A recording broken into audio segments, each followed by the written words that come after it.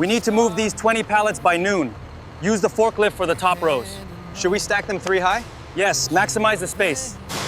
All right, the manifest says 5,000, but we clearly have more.